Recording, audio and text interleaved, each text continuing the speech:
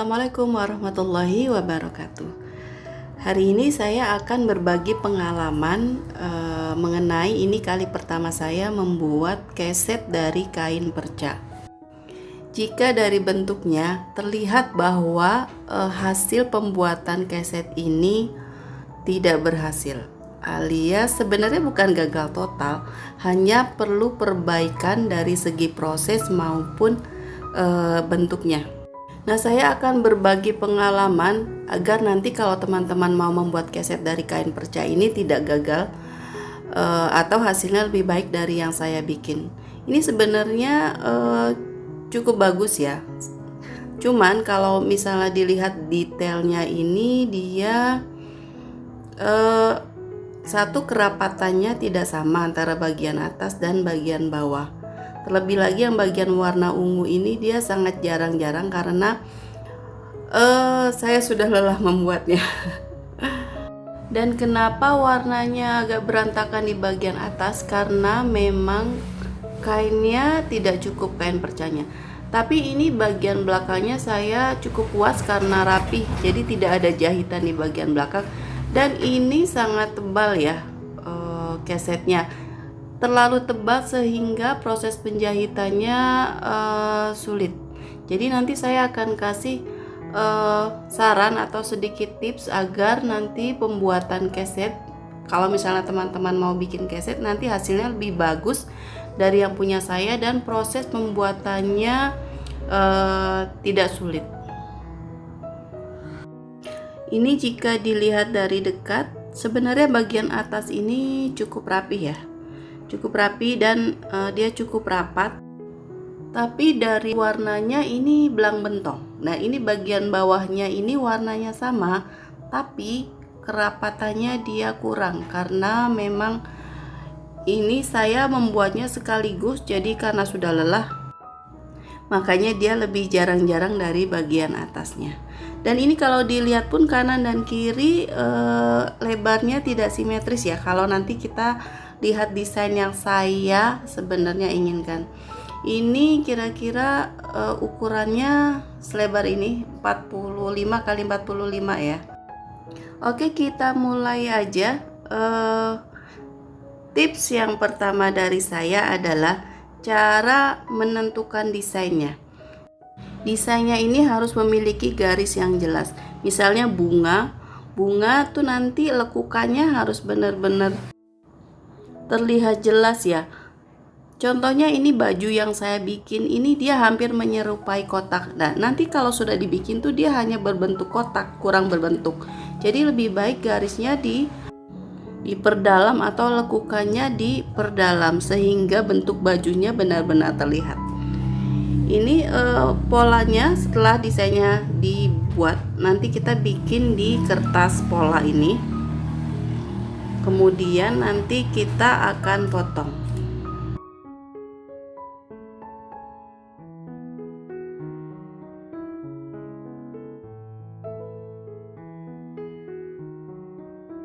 Nah, biasanya kalau keset itu bagian bawah adalah nanti yang tahan air ya, jadi waterproof. Jadi terserah mau pakai kain waterproof atau ini seperti saya ini adalah kain keras, dia waterproof juga. Dan ini lebih keras dari Vislin ya, tapi dia ada lemnya.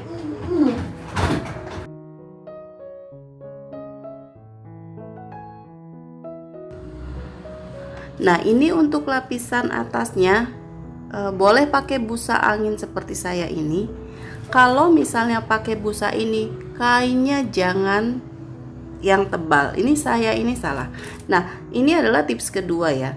Jangan memakai kain yang tebal jika mau memakai lapisan busa. Karena nanti ini akan menyulitkan kita pada saat proses penjahitan. Nanti dia tidak akan masuk di bawah sepatu mesin jahitnya karena dia terlalu tebal. Jika memakai busa angin ini, kita jahit dulu pinggirannya di lapisan kain bagian atas ya, seperti ini. Ini saya pakai kain corduroy makanya tebal.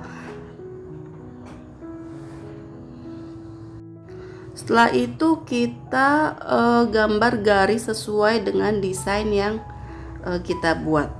Lihat bentuknya hampir kotak ya, jadi nanti hasilnya juga kotak, tidak terlalu jelas ini lekukannya, lekukan bagian lengan dan lehernya. Kalau bisa nanti diperjelas, dia agak masuk gitu, jadi bentuk kesetnya nanti terlihat seperti beneran baju.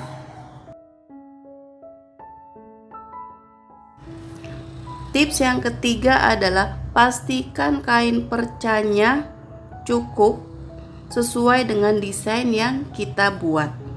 Maksudnya komposisi warnanya kita harus tentukan dulu, misalnya bagian atas warna apa, pastikan nanti kain percanya itu cukup.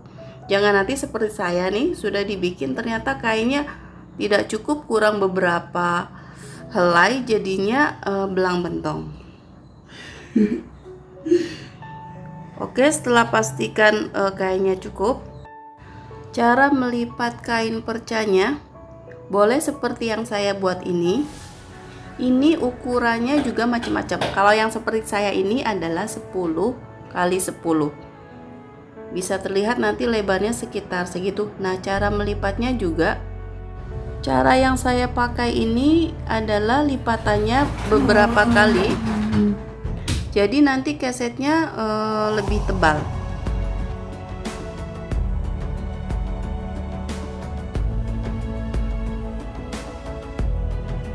Nah, kalau yang biru ini dia ukurannya 7 kali 7 cm. Dilihat perbedaannya ya, jadi dia lebih kecil. Jadi ini sesuai dengan selera aja. Lalu ada juga cara melipat yang hanya dibentuk segitiga aja. Nah, kalau misalnya seperti ini nanti kesetnya dia akan lebih tipis, tapi cara menjahitnya lebih mudah dibandingkan dengan cara melipat yang seperti saya ini, karena dia dilipat berkali-kali jadi kainnya berlapis-lapis. Nah, kalau misalnya pakai kain alas yang tebal ditambah dengan busa angin, dia akan tebal dan menjahitnya susah. Oke, cara penyambungannya biasa aja. Kalau yang memanjang kita sambung di mesin jahit aja seperti ini, dirangkai. Nah, tips keempat dari saya adalah jika memakai cara saya, yaitu menempelkan bagian bawahnya belakangan. Jadi kita jahit dulu, ditempel dulu di kain yang lapisan atas, lalu bagian bawahnya kita jahit belakangan. Ini kita harus sisakan kampuh di setiap sisinya sekitar 1 cm atau 1,5 ya, harus disisakan agar nanti proses penempelan bagian belakangnya lebih mudah dan kain percanya itu tidak ikut terjahit. Dan ini juga saya miss ya, karena ini saya tidak membuat kampuhnya dengan baik di setiap sisinya, jadi hasil pinggirannya tidak rapi. Oke, tips yang kelima adalah selalu menjahit dari bagian paling atas, jangan dari tengah seperti saya ini, atau apalagi dari bawah, harus selalu dari atas. Kalau kita menjahitnya dari bagian tengah dulu, nanti kita akan mengalami kesulitan pada saat menjahit bagian atasnya. Nah, ini seperti yang ini ya, ini adalah talinya ceritanya. Strapnya itu dari atas terus ke bawah.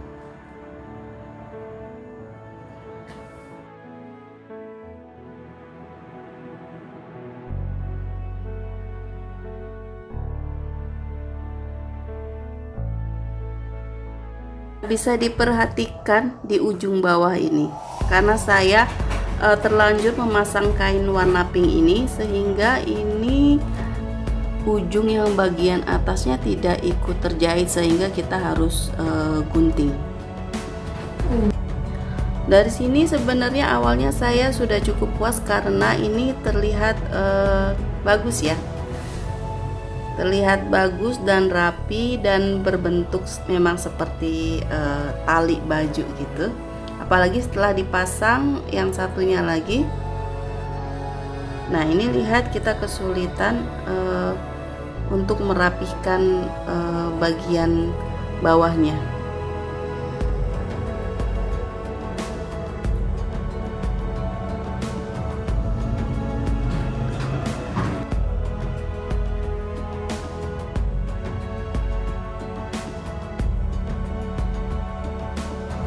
Hasilnya masih bagus setelah kita pasang strap dua-duanya.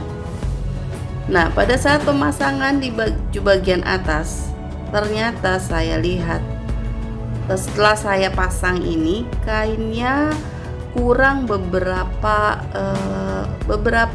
piece saja. Tapi ini cukup membuat bajunya jadi berantakan. Ini rencananya saya memasang kiri dan kanan dengan motif yang sama, sedangkan tengahnya berbeda. Tips yang keenam, pastikan kalau membuat desain yang ada kiri dan kanan, pastikan dia simetris. Kalau misalnya nih seperti saya ini, kalau misalnya di bagian kirinya dia 4 kain, sebelah kanannya juga pastikan 4 kain, sehingga dia akan simetris.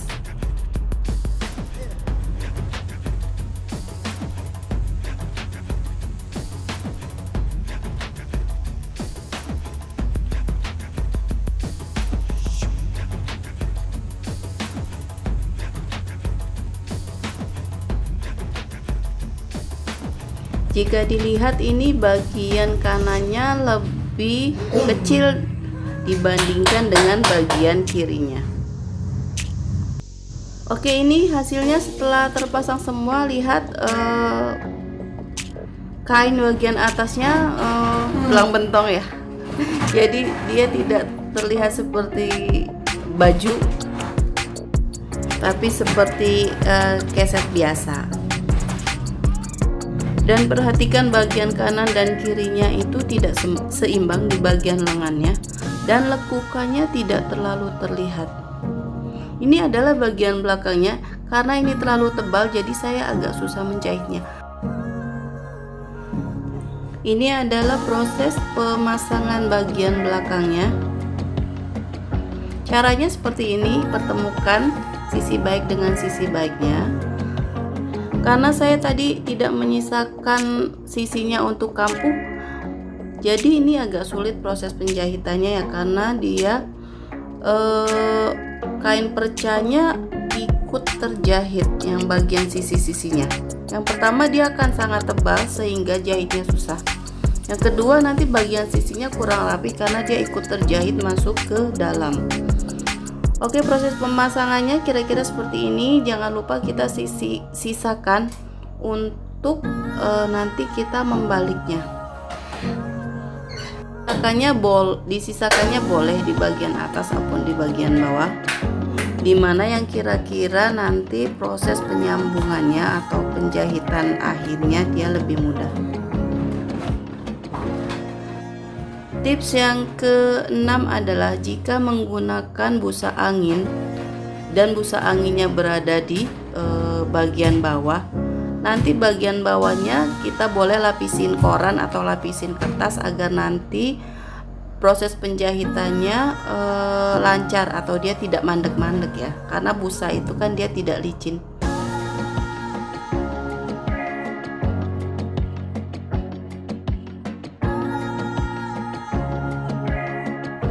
Oke, ini kita tinggal jahit aja sekeliling kecuali bagian atasnya, karena nanti ini buat membaliknya ya, lubang untuk membalik.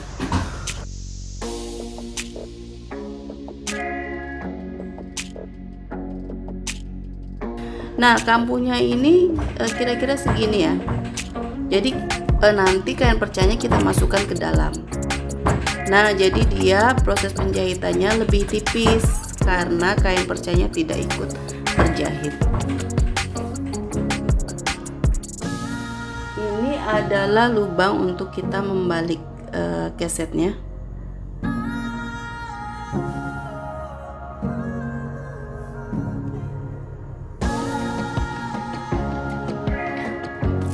Ini dia selesai proses penjahitannya. Ini dengan susah payah saya menjahitnya karena sangat tebal. Ada yang nekuk juga, udah nggak apa-apa. Oke, kita balik.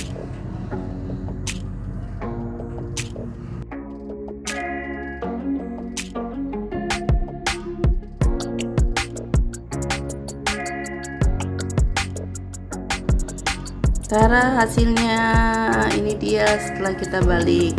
Nah, seharusnya di bagian bawah ini kita jahitin das agar kain percanya itu dia tidak mengarah ke bawah. Tapi karena ini terlalu tebal, saya tidak bisa menjahitnya.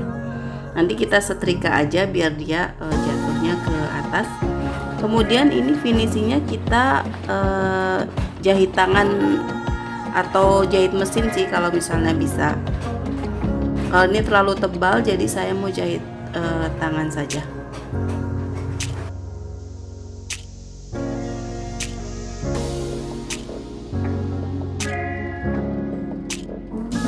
Nah, tips terakhir adalah kalau membuat sesuatu yang kecil-kecil seperti ini harus sabar dan tekun, jangan mudah menyerah dan jangan dibuat sekaligus, karena biasanya kalau kita lelah jadi hasilnya nanti kita seadanya. Mudah-mudahan nanti teman-teman kalau mau bikin keset seperti saya ini hasilnya lebih bagus dan lebih sesuai dengan desain yang kita buat. Cocokkan warnanya, pastikan kain percanya cukup, dan perhatikan ketebalannya agar kita nanti menjahitnya tidak susah. Walaupun hasilnya tidak sesuai dengan yang saya harapkan, tapi saya banyak belajar bagaimana agar nanti pada saat proses pembuatan selanjutnya akan lebih baik lagi. Dan mudah-mudahan teman-teman juga begitu belajar dari pengalaman saya dan bisa membuat keset yang lebih bagus. Terima kasih sudah menonton video pengalaman saya membuat keset. Walaupun hasilnya belum maksimal, makanya saya kasih judul belajar ya, bukan tutorial, karena ini memang saya baru belajar juga membuat keset. Tetap berkarya, sehat selalu di masa pandemi ini. Wassalamualaikum warahmatullahi wabarakatuh.